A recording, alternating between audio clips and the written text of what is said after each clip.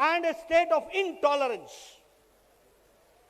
आज मैं यहां पहुंचा हूं तो मां दुर्गा की कृपा से पहुंचा हूं। टीएमसी के कार्यकर्ताओं ने और उनके गुंडों ने कोई कसर नहीं छोड़ी थी प्रजातंत्र के गले को दबाने के लिए, उसको समाप्त करने के लिए। लेकिन मैं भी आपको बताना चाहता हूं कि ये गुंडाराज, ये अराजकतावाद, ये ज्यादा दिन नहीं चलने वाला है। ममता जी, आपकी सरकार जाने वाली है और कमल खिलने वाला है, इस बात को हमको समझना चाहिए। जब मैं जंगल राज कहता हूं तो मैं ऐसे ही नहीं कहता हूं। आप देखिए हमारे कैलाश विजयवर्गीय जी, आप देखिए हमारे राहुल सिन्हा, आप इनकी गाड़ियों को देखिए। मैं तो आज इसलिए सुरक्षित हूं क्योंकि मेरे पास बुलेट प्रूफ गाड़ी थी, अन्यथा कोई गाड़ी नहीं छूटी जिस पर अटैक नहीं हुआ है। यह गुंडा राज जो हमने देखने को मिला है, इसको नस्तो नाबूद करना है और प्रजातंत्र को यहां पर खिलाना है, इस बात को हमको समझना चाहिए।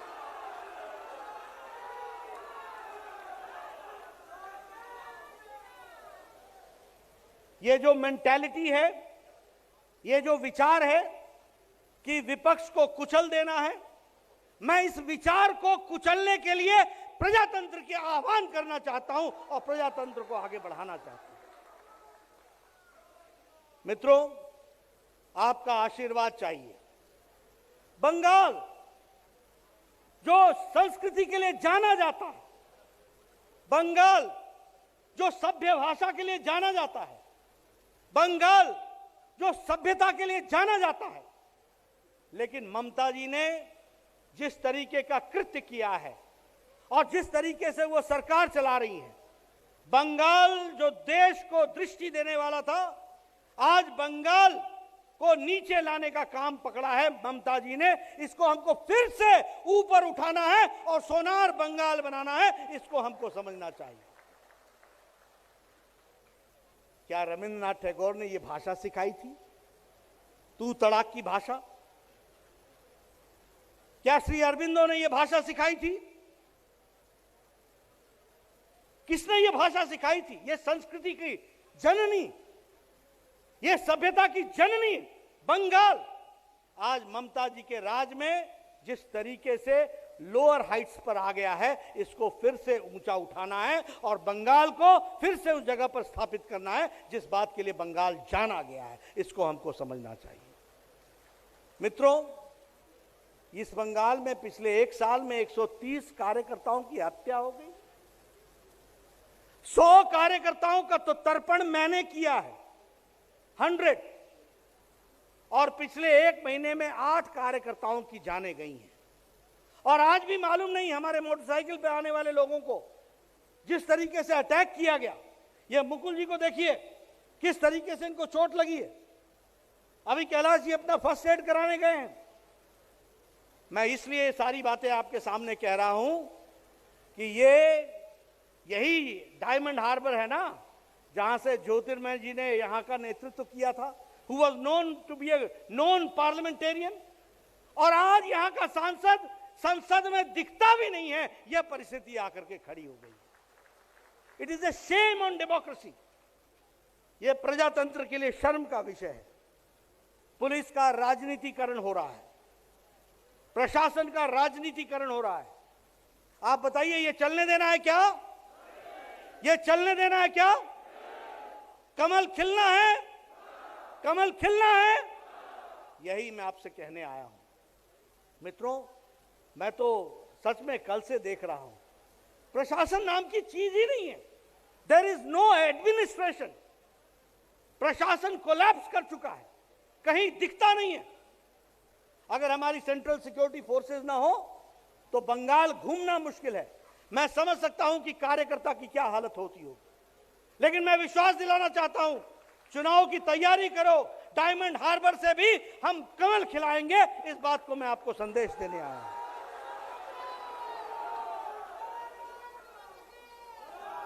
आपकी तालियां ये बता रही हैं कि आने वाला अंदाज और आगाज क्या है, ये आपकी तालियां बता रही हैं। मित्रों, मोदी जी ने यहां पर आपके विकास के लिए राशन की व्यवस्था की कि नहीं की? आपके लिए अम्फान में आपके लिए अच्छी व्यवस्था करने के लिए, हर तरीके की व्यवस्था के लिए एडवांस में 1000 करोड़ रुपए दिया गया कि नहीं दिया गया? लेकिन यहां चाल चोर और त्रिपाल चोर, क्या है ये? चावल की चोरी किसके यहां मिले? टीएमसी के कार्यकर्ताओं के घर में। क्या भ्रष्टाचार है? और ममता जी कहती है 75% कट मनी, 75% पार्टी को, 25% डिस्ट्रीब्यूट कर दियो। क्या भाषा है, क्या तरीका है, क्या सोच है, किस तरीके का भ्रष्टाचार है? आप बताइए, मोदी जी ने 80 करोड़ की जनता के लिए 5 किलो गेहूं, 5 किलो चावल और 1 किलो दाल प्रति व्यक्ति भिजवाया था कि नहीं भिजवाया था? और टीएमसी के कार्यकर्ताओं ने चोरी की कि नहीं की? मित्रों, इनको अगले चुनाव में घर बैठाना है और कमल खिला करके भाजपा लानी है, इसकी हमको चिंता करनी चाहिए।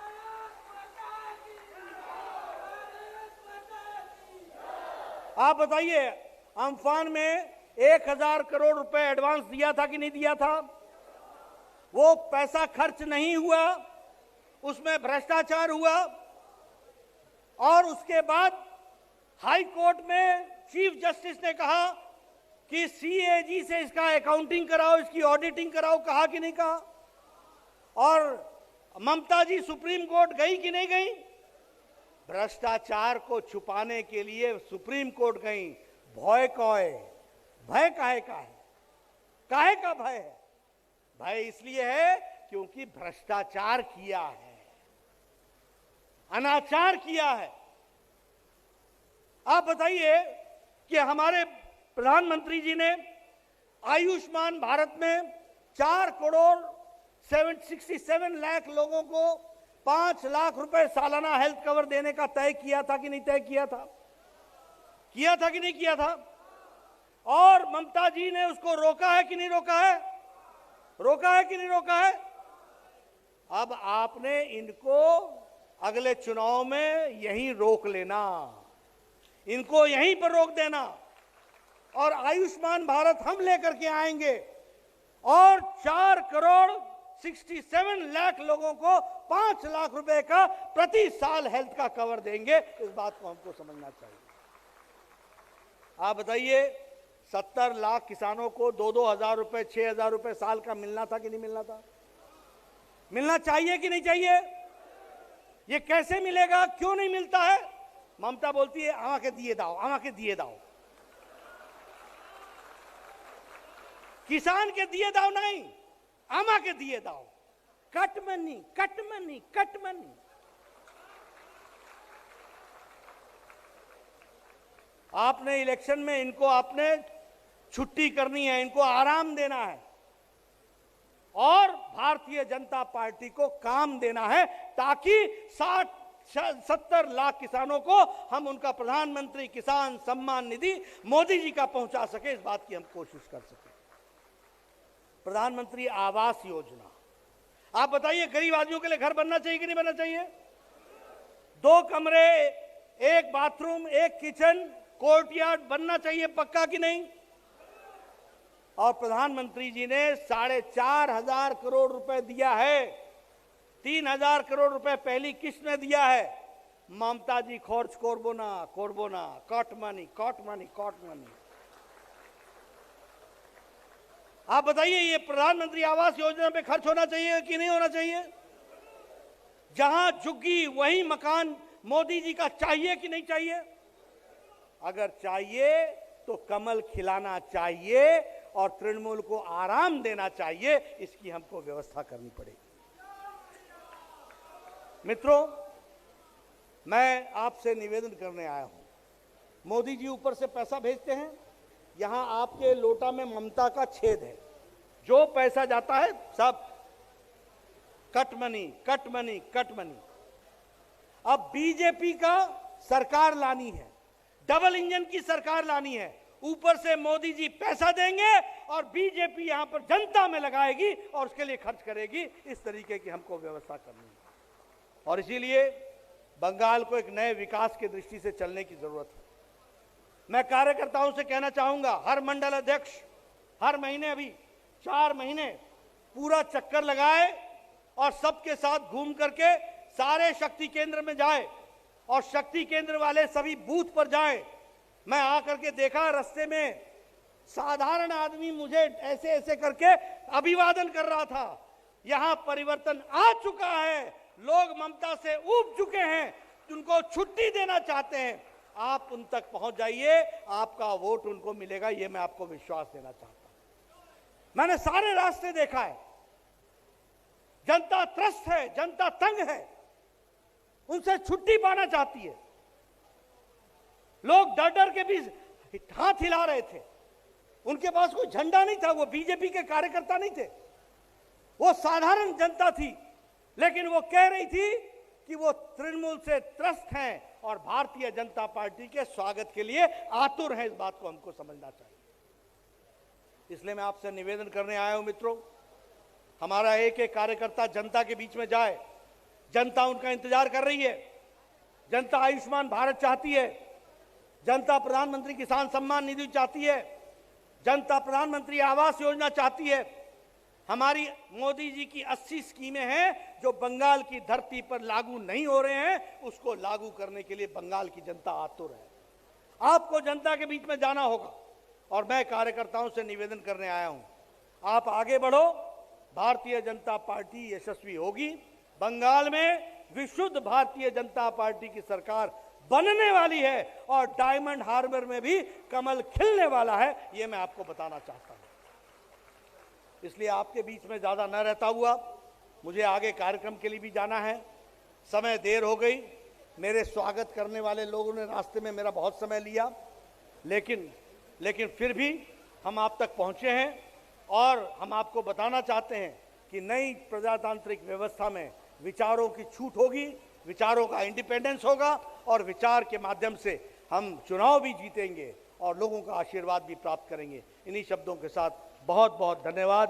जय भारत, जय बंगाल।